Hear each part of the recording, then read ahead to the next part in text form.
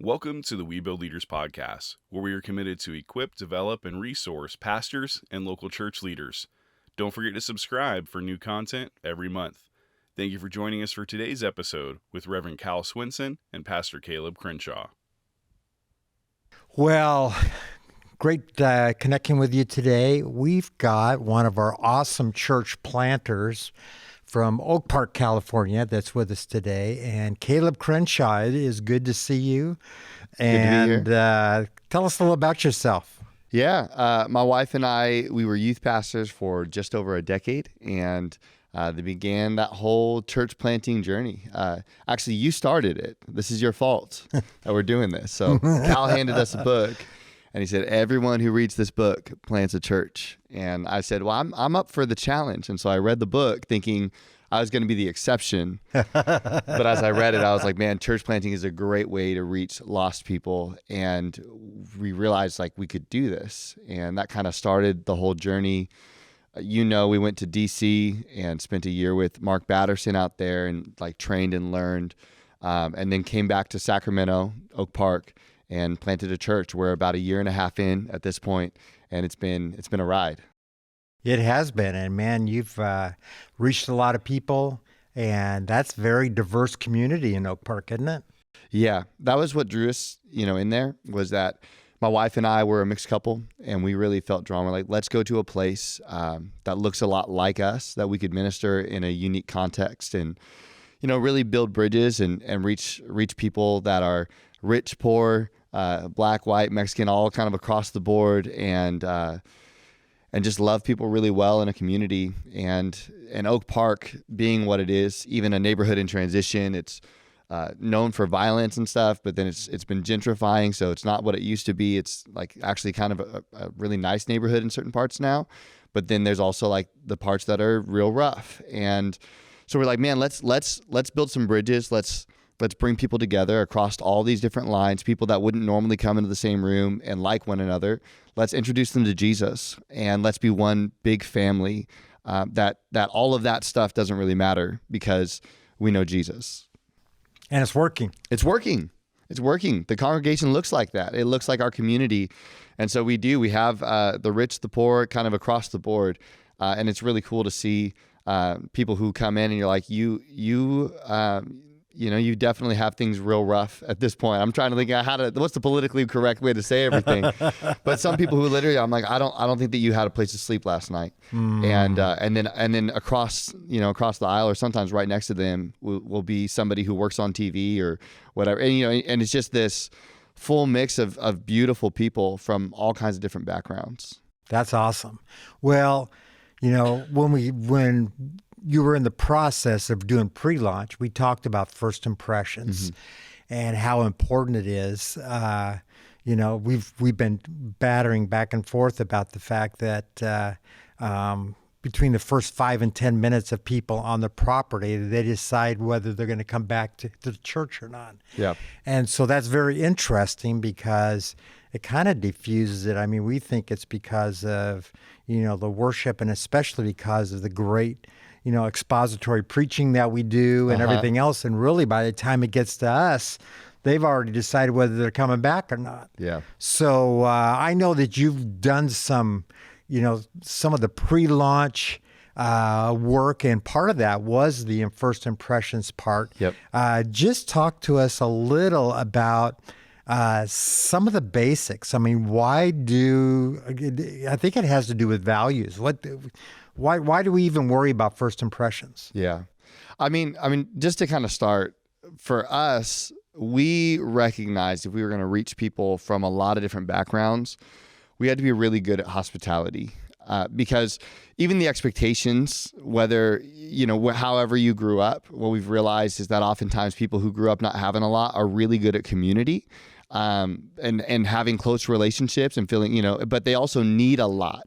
And if people who haven't had like healthy relationships walk into a place and they're not feeling a little bit of extra love, in their mind, actually, it goes to the opposite, where it's like, no, actually, you probably don't care about me at all. and like it's the extreme. And so we've noticed that, and part of that has been my relationship with Michelle. We've been in a lot of different contexts together and realized like, oh man, I came off as standoffish a lot of times, and I was like, no, I was being really nice. I was on my best behavior, you know. but we realized that culturally there were some things that we were missing. Yeah. And so we brought that in and said, if we're going to reach people from all kinds of backgrounds, well, then we really need to lean in and create that hospitable environment. You know, one of the things we say is that we exist for those who aren't here yet. And so who are they? And that's how we gear everything that we do, how we plan our worship, how we plan our sermons, how we plan, you know, all that, but especially how we look at hospitality. If we exist for those who aren't here yet, then we're existing for a person who feels very uncomfortable coming to church, who's got a lot of questions, who may have church hurt. We exist for the person that as they walk onto campus, which we meet at a high school anyway, so it's already a little bit different. Yeah. But like they're not like, oh, I know where to go. You know, they're instead feeling anxious, like where do I go? How do I act? Am I dressed right? Because we exist for those who aren't here yet. You know, and again, that's and then you add in the cultural elements that are all there. It's just so important that for us we take and say, hey, how are we going to love people really, really, really well? And so we build our whole system around that. We build our culture around that. And it's all for, I guess, the outsider. Yeah. Well, I think a lot of the assumptions that many churches have is that the people that will walk through the door are like the people that are sitting in the congregation. Yeah. And really, and you and I have talked about this before. One of the studies said that for every person that's in church in America on a Sunday morning, there's 6 others that aren't in church because they've been hurt or alienated by the church. So really, when you talk about doing the overboard thing of really being hospitable, it's really an uphill battle, it seems like, trying to get them to a place where they realize that we really do care about you. We really do want you here no matter how you are. And what's hard, Cal, I feel like, and we had a benefit because we're a church planter, so we get to establish culture from the beginning. Mm-hmm. And it's a lot of the reflection of Michelle and I, my wife and I. But what's difficult is that you have to create a culture where it's not just the pastor who feels that way, but it's the entire team. So and that the church is kind of built around that as well. And so we've really worked hard at, like, in my messages that's getting preached, like that gets brought up. We exist for those who aren't here yet, probably gets said 2 or 3 times a month. And we exist so that people can experience God, find family, and live fulfilled. Is every single week we talk about those things, and we talk about next steps. We give a salvation opportunity at every message. That's awesome. Because we exist for those who aren't here yet. And so even in our huddles, you know, so we'll take and structure out our huddles in the morning when we get everyone together. Hey, let's go hard. Let's love people well today. Let's set the tone in worship. Let's set the tone in how we respond to the word. Today, people are coming for the first time. Let's say this every single week. People are coming for the first time, and some of them are feeling uncomfortable. Hey, let's welcome them. Let's help them to feel at home today. Let's learn their names. Every person has a name. And their name, I think, I'm trying to think, who was it who said it? It's Dale Carnegie. I got it in my notes over here. But Dale Carnegie said that a person's name to that person is the sweetest sound in any language. Mm. And so we really push hard for every person who's on our dream team, learn names. If you don't know someone's name, say, I'm sorry, I don't know your name yet. Can you one more time? And learn their name, because if we can learn people's names, and when they show up, they have a name, now they belong. Wow. And that's what we're looking for. We're trying to, hey, we want people to come and on their first time, on their second time, they're like, man, I feel like I belong here. Like, I feel like this is home. And we get that all the time, where people will come in and they're like, man, and now Cal, we don't have it all down. We're still very much in process.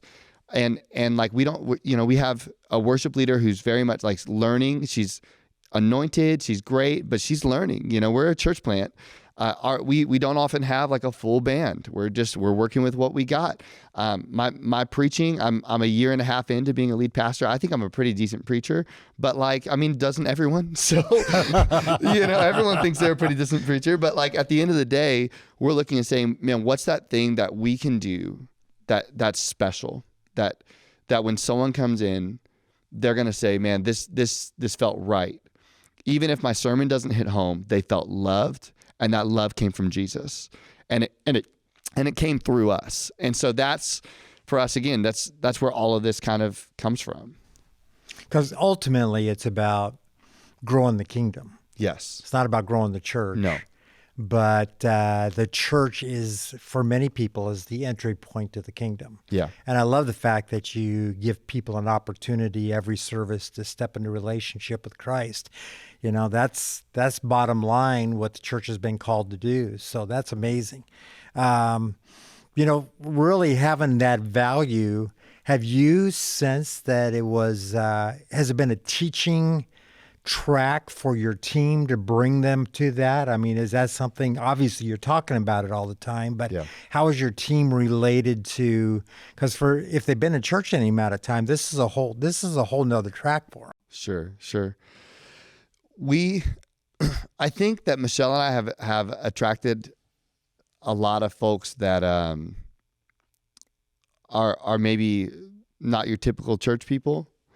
And so because of that, and our pitch from the beginning for team has always been like, hey, we're a church for the unchurched. We're the church for the people who haven't reached. So the people who want to be a part of that are typically people who would lean in this kind of way, because they get it. Like they know how uncomfortable that can be. They've been in that situation before. A lot of people who are on our team got saved like as either a part of the dream team or after coming to the church. So they had a first time with us, right? And so because they've experienced that, like to many of them, like that is what's normal. So turning that is tough to do. For us, it comes down to we are emphasizing week in and week out the same cultural value. We say the same thing. What do they say? Vision leaks, right? And about the time that you think that you've said it too much is about the time people have started hearing it. You figure the people that are serving in any given church aren't necessarily serving every single week. They're not there every single week. So if they come and serve twice a month, that's our system is twice a month. I need to make sure that in the 2 weeks they were gone, that they can be reminded, hey, this is how we welcome people. This is how we want people to feel, so that the defenses can come down and they can experience God today. Because we don't want any barriers. We don't want anyone feeling uncomfortable in that moment, because they're already going to feel that. So how do we remove those barriers? And so that's how we kind of lean in that way. Now, some people have come in and they've got some church history. And part of that is then now we stick them with people who get it, and again, we're emphasizing the culture. They've experienced it on their way in. And, we've done this in youth ministry too, whether it be like first impressions things, or how do you minister in a spontaneous moment of worship, right? We're raising up youth worship teams. And so one of the big things, we would do dry practices. We don't have a building, so we don't get to do those as much. Although we do have like a once a quarter rally where we practice things with everybody. But we don't have a building to just, hey, come on over to the building. Here's where you stand. Okay, now do a little fake pretend. Okay, I'm coming through. I'm a visitor. We don't do all that. But I think especially if you have facilities, you have the ability to take and say, okay, let's run this through, and we're going to have a training day, and we're going to take another step in how we really love people, and let's practice this together. I heard a story. I want to say it might have been even on this podcast of a pastor who, like, before they got saved, they had showed up to a church, and their experience was of an usher basically turning them away. Oh, wow. It was like, hey, you're not dressed right. What are you doing dressed like that today? And so as a result, they were like, man, I'll never come back to that church. I'm never coming back to that place. And then they ended up in a different situation, and the usher welcomed them in, and it was, hey, come on in, how you doing? And it was a different feeling, and all of a sudden, like, man, I can belong here. And so I think, like, those are the kind of things that come to my mind when I think about, I want people to feel like, man, I'm so glad that I came today because you're glad that I'm here. That's good. Well, I think we lose sight. I think the longer that people are in ministry, we lose sight on the fact that many people that will walk through our doors don't have a clue of what we're doing. No idea. I read a book about going to multiple services by Surratt. And one of the things he said in that book was that the typical person that comes on the property, they drive in, they don't know where to park because there's no guest parking. They don't know where the front door is because there's bad signage. They finally get in the door with their kids, and they're looking around trying to figure out, okay, where do I take my kids? Nobody's there to help them. Nobody greeted them at the door. By the time they get their kids into kids ministry, find a seat all by themselves, and then they sit in a big room with people that they don't know, typically listening to music in a genre that they would never listen to done badly. For about a half hour, and then somebody has the audacity at the end of that to get up and ask them to pay for it. We're going to pass some buckets around if you'll pay for that worship part that we just had. And then some guy gets up and yells at him for 45 minutes and then asks him to come back again. No wonder the stats say right now that the average person that visits a church, only 10% of them actually come back. Wow. That's the retention for the average church in America is 10%. Wow. And we wonder why. Many times it's because we have people that have a genuine hunger for God. Yeah. They've been drawn to, by the Spirit, to a place where they can experience God. But they get there and there isn't anything relevant for where they are. They can't identify with that. And it doesn't mean they have to understand everything, but there's nobody even to come alongside of them to help walk them through that. Yeah. Now, I was at your church on your launch Sunday. Yeah. And one of the reasons that I wanted you to converse with me about first impressions is that your team was off the hook. I mean, their willingness and ability to be able to connect with people as they were coming in. The numbers say that the average person that comes to church needs 11 to 13 touches for them to feel at home. So it isn't just 1, 2, 3, 4, 5. It isn't like that. Let me just pat you on the back real quick. That's right. Let me get 11 hits in. But the touch is somebody at the parking lot that's waving at them. So it's a touch is a greeter at the front door. A touch is somebody in the auditorium that comes up and says, "Hey, good to have you here today." All during that time that they're there, 11 to 13. So then they get back in the car. Because here's what happens. You and I talked about this the other day. People have a bad experience in church. It isn't necessarily that the service is bad, but it might be because they feel like they don't connect. They don't feel like they're a part. They don't have enough touches to make them feel like they've felt at home. Yeah. And what happens is the next Sunday morning when they get up, they look at their spouse and say, "Hey, let's go back to that place that we didn't feel at home." I mean, that never happens. No. Let's go back to that place where we didn't like what was happening and it was just, so irrelevant to where we are. Those conversations don't happen. No, not at all. And so it's important to be able to have the light go on in each and every lead pastor's head that says, okay, what are we doing so that first 5 to 10 minutes of people on the property, that we become sticky, that they wake up the next morning and say, "Hey, you know what? That was a pretty good experience. Let's go back there again." Yeah. Yeah. And, the numbers play out. If you can get a person to come back the second time, there's a 50% chance they'll come back the third time. Gets up in a get big them way. the third time, 75% chance that you'll get them back to come back another time. Yep. Fourth time, you got them. Yeah, absolutely. And in fact, there was an old Texaco, the gas station. They had an old program years ago, and it basically said, "Try us 4 times." Because they knew that if people tried them 4 times, it would become a habit. I love it. And you know what? We need to apply that to our churches. Yeah. If we can get them to come back again and again and again and get past just keeping 1 out of 10. Yeah. I mean, something's broke with that. Yeah. I've heard one pastor say, "Hey, try us for 6 months. If this doesn't change your life, if this doesn't affect your life, if you're not better for being here for 6 months, go somewhere else. It's okay. We get it. If this isn't your home in 6 months, but try us for 6 months, get to know the community, get connected, and then see what takes place. I think that you're right when you talk about, 5 to 10 minutes. And it's almost like it's helpful to go through an exercise, right? Like almost drive onto your campus or wherever you gather. For us, it's a high school. Drive on.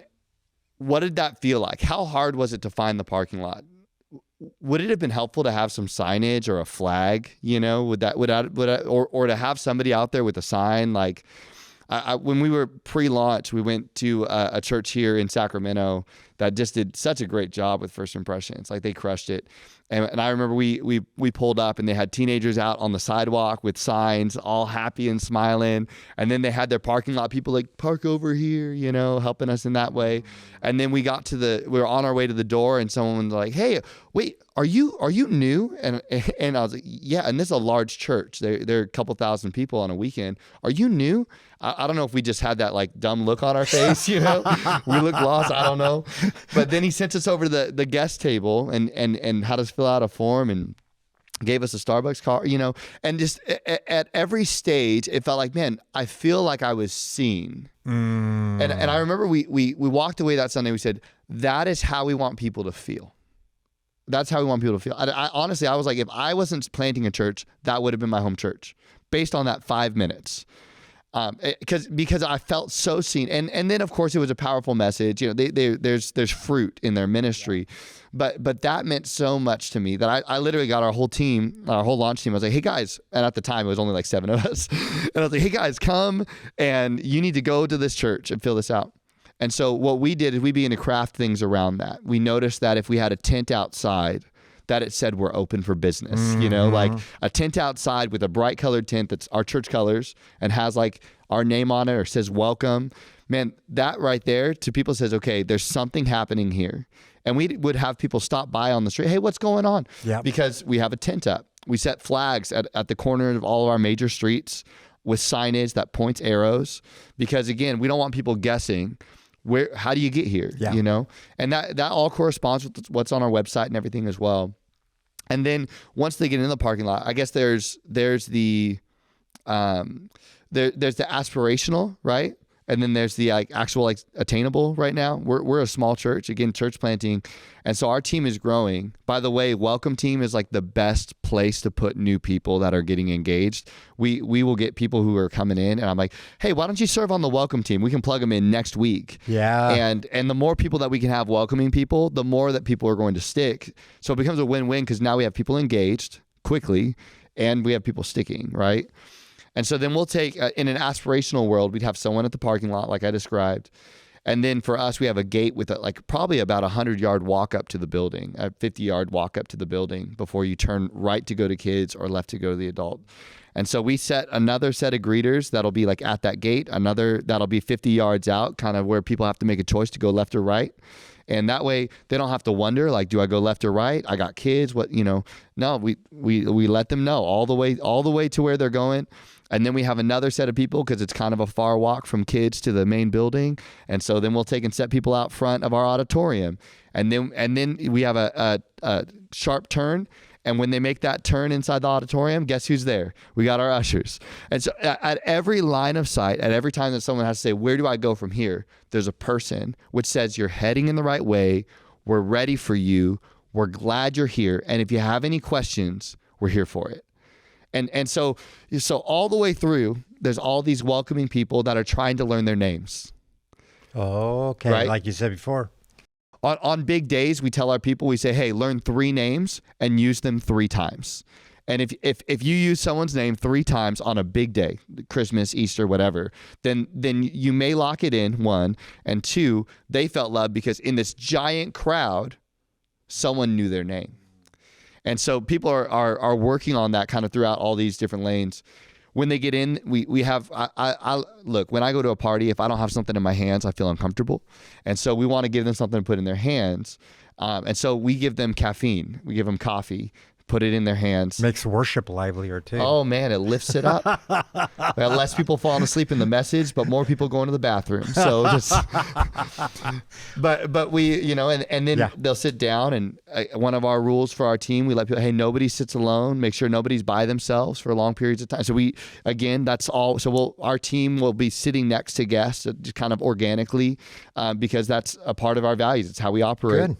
And then throughout the service, we address the guest 4 different times. And we say, hey, after service, we have a gift for you. Make sure you stop by. Hey, after service, we have a gift for you at the Next Steps table. Stop by. Hey, and we do it 4 different times at different ways. One is just a slide.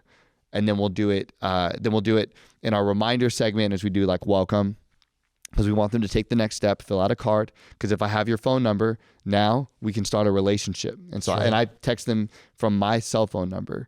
Good. Yeah, because I'm not that big of a deal, and the crazy people I can block if I really need to. So like, it's okay. Like, is that why you don't call me back? That's why I don't call you back. You've been blocked, Cal. But yeah, so we'll do it there, and then at the front end of my message, before I start preaching, I once again give a Next Steps invitation. I say, hey, at the end of service, please stop by. We'd love to meet you. And then as I close in the message, we do the salvation call, everything else. Before I release everybody, once again, if you're new, stop by the Next Steps table. Look in the back. Look over there. That's the Next Steps table. Make sure you stop by, get your gift. And by doing that, we probably have 80-90% of the people who come that'll end up filling out a card. We still have to grab them, on the way, but and we put that by the door on purpose so that we can grab them as they leave. But probably 80-90% of the people fill out a card. Wow. And then out of those, we'll probably have about 50% that will go on to take the next step of showing up to coffee with the pastors, which is like our, first step of you'd say partnership. I hear a lot about coffee. Coffee, I love coffee. I got a deep love for coffee. So I'm assuming by what you're saying, you're providing coffee when people come in. Yep. They're taking it in the auditorium with them when they come. Yep. And then you have a coffee connection. Tell me what that coffee connection looks like. Yeah, so we run, it's from break200.com. Mike Santiago is a CMN person. And so he runs this thing, he calls it Party with the Pastors, but we have so few people, it doesn't always feel like a party. So we decided to make it Coffee with the Pastors, and that also keeps our budget lower. And so we set up a little lounge, and we make it nice kind of in the back area of the auditorium. It's all pipe and draped off in a really classy kind of fashion. Like you wouldn't even know it's there. We have good signage to help point people though. And then, once a month, it's the second Sunday of every month, without fail, we have Coffee with the Pastors right after service. And it's an opportunity. We have a little slide deck where we show pieces of our story. We show them really how to get involved. We tell stories of life change, because we're saying to them, hey, here's a story of life change. This is our prayer for you. And we're inviting them to take the next step, which would be the following weekend. We do Serve 101, which we're piloting right now. This is our first time doing it this coming weekend, but it's 8:30 a.m. because if they're going to show up early to serve, might as well get them early for Serve 101. And we buy their Starbucks. You choose your drink, we're buying it for you, and we provide a warm breakfast as well. And we do 1 hour, 8:30 to 9:30, and we train them in what does it look like to serve. We're talking about spiritual gifts and those types of things, personality, but then we're also like, this is how you use Planning Center and how you accept a request, because on the practical, people just don't know what to do. And so we're going to walk them through that, and then they join us for our Dream Team Huddle before church. And then they, they're now in the system. They can now start serving. They're in our community. And so it's all, how do we remove the friction of people getting involved? Because when people are new, and especially if they're unchurched, they feel like outsiders. There's so much friction. And so our job as a church is, how do we help you to become a part of the community quickly, removing the friction? Because if I can get you in relationship with others, you'll grow in your relationship with God. That's so good. Wow. So that's what we do. That's kind of the play we're running right now. And, and again, all the heart is, it's outsider. We're geared for those people. And I think, for a person who is, whether church planting, established church, I think that the core is, it's not even about the systems that we run, because who we are comes comes out way more than our systems. It's the personality, it's what it feels like in the room. And so I would just encourage that. I think the number one thing is like, what do we really want, like as a church, like in an honest way? And if it's not what we want it to be, then how do we shift culture so that we really embody that? And we are a church that exists for those who aren't here yet. And we are discipling, through all this. We have small groups. We have all the things to disciple. But even those we have entry points for people who are new, who don't get any of this, because we exist for them. And I think that as we, as church leaders, as pastors, continue to lean in that way, we will continue to reach those people. But they know there is a built-in sense in every person to know and recognize when they're really wanted, and when it's like a token, you belong here, or when it's genuine, we've made room for you and we're doing our best to really understand where you're coming from, and we're considering how you might be feeling and how you grew up and what your family's like. And all of that is built in to how we preach, to how we welcome, to how we do worship. And that's going to be different in every context, because in a rural context, that's different. We're in Oak Park. It feels a certain way. That wouldn't necessarily translate to where we've been in Modesto. It's a different feeling, but it's genuine for the people that we're reaching. That's good. So the big thing is understanding your crowd. Yeah. So you can be able to relate to them, and at the same time be able to make them feel at home. What are some resources, that people that are listening to this podcast that you've gone through and you've experienced that maybe you could point them to? Yeah. So a couple of things that could be helpful. I mean, CMN Launch Training was helpful, and I think you can attend that even if you're not launching a church, right? So, I mean, that is something maybe a little more on the expensive side. Break200.com. Mike Santiago is a great resource. There's 6 seasons of resources that outlines how they do literally everything at their church. The grow process and grow resources that come from Church of the Highlands is really helpful as well. And then I'm trying to think what else would be those kind of pieces. Those would be my primary sources right now that are helping us, in that way, and then any sort of web development type things too that help to create a simple, welcoming website, because nowadays that's the front door of the church for many people. 80% of people shop at church online before they come. Yeah. It's really important. Honestly, most of our people, if we because we ask, hey, where'd you hear about us? Yeah. We're probably at about 70% of people find us on Google, and about 20% catch us on social networks. All of them have seen our Instagram before they came, and probably 10% were invited by a friend. And so if we didn't have an online presence, we'd be missing out on reaching about 80 to 90% of the people that we're reaching right now. Wow. Crazy. Well, man, this has been good. Yeah. We talked before that this would go very, very quick. And it's been good having you on this podcast. And I think the main thing is that we need to really focus on the fact that we understand the people that we're trying to reach. Yeah. And we're doing everything that we can when they walk in the door to make them feel at home. Yeah. And I love what you mentioned earlier about taking your team and saying, okay, let's walk through here and get a feel of we're pretending that we're a team coming into the church now. Yeah. What are our guests? What are they experiencing? And it's a good discipline I think that needs to be something that every pastor needs to do, either on their own with their spouse or doing it with their team, of walking through the whole process of what people are experiencing, and not just stopping with when the service starts, but thinking through the service itself. Is it understandable? Is it something that's applicable?